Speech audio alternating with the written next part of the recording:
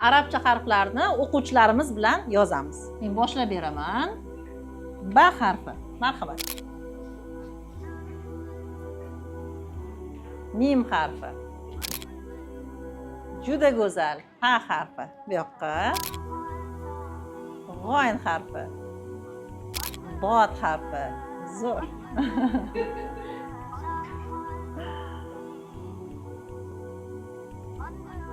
Qof harfi.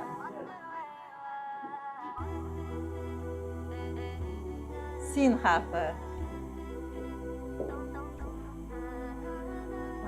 To harfi.